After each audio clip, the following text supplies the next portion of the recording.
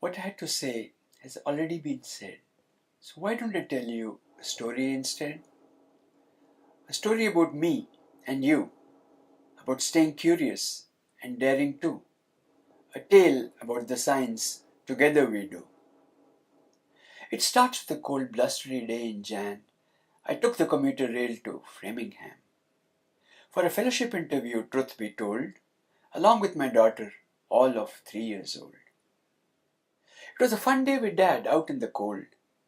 Try explaining job interviews to a 3-year-old. For the train ride I took, a Dr. Seuss book, a fun thing for a 3-year-old to look. It was titled, "Oh, the Places You Will Go."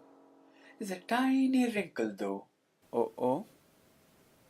For there was a snow event unfolding, an euphemism for 9 inches of snow I was beholding, and the windiest of winds that did holler and slam, welcoming me to Framingham. The distance from the train station was only a mile. Alas, it was a pretty long and slippery mile. I walked slowly, holding my fragile gizzard, marveling my 3-year-old making snowballs in the blizzard. Frozen and cold and pelted by hail, I wondered if I was ready to bail. Or should I be daring and let curiosity prevail? I thought of Dr. Seuss' Holy Grail. You'll come to a place where the streets are not marked. Some windows are lighted, but mostly they are dark. A place you could sprain both your elbow and chin. Do you dare to stay out? Do you dare to go in? Come on, Dad, let's just go in. Excitedly, she pulled me in. The building was all cozy and warm. With the sunniest of people, the place was aswarm. My daughter kept them busy with giggling delight as I met all the people who made my day bright. I met Bill Castelli, who wanted to be certain I understood you are the most important person. I shook hands with Dr. Kennel, who with exceptional caring told me to always stay curious and daring. Did you like the place, sweetheart? I asked my daughter as homewards we dart. I loved it, she said, letting out a coo. For me, it was love at first sight too.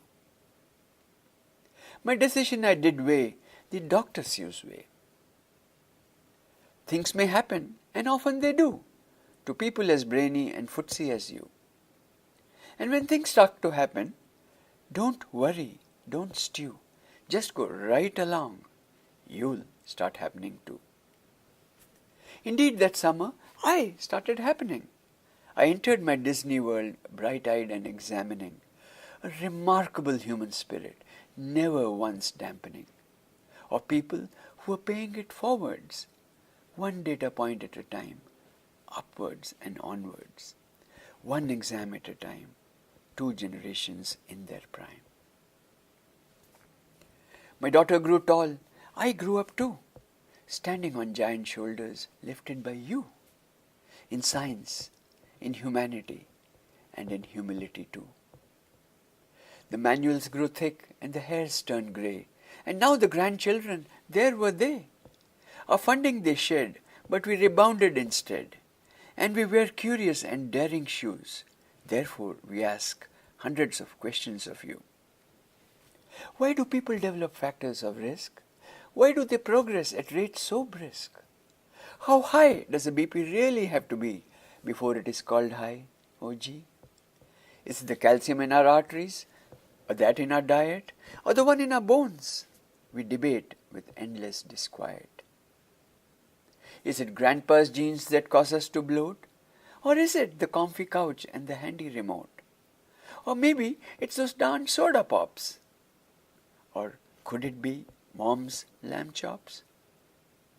We let out the big genie in the omics toolbox. We assessed whole genomes and everything unorthodox, from metabolome to proteome and EFHS too, from PET scans to bone scans and liver scans, yoo-hoo. Lots of delicacies in our magical soup. Who imagined great science will come from your poop? And now we know exam 10 for Gen 2 will soon be here. Exam 4 of Gen 3 will then follow. Did you all hear? Stay tuned for newsletters of the dates to be aware. You know we are curious and raring to dare. You'll be contacted by our stellar crew. We have big plans for you. Ta-da! We are in the year 2040. Let's move over there. A bunch of new fellows are curious and dare. We are creating our own supernet highway, imagining our very own moonshot pathway, measuring things that have not yet been discovered with instruments that have not yet been invented. A Gen 3 participant sits in a magical chamber while a 5D printer generates models to remember of a youthful heart and a wired brain of different body parts, both boutique and mundane. A magic pen scans a Gen 4 participant cajoled, while a smiling toddler into Gen 5 is enrolled. Oh good Lord, I stand and applaud. Did I hear whispers about a Gen 6? It surely must be that upcoming Jupiter trip. Ding dong. Back to 2018, says the gong unsprung, reminding us that we are only 70 years young. And we smile because we know we have just begun and the best of Framingham is yet to come.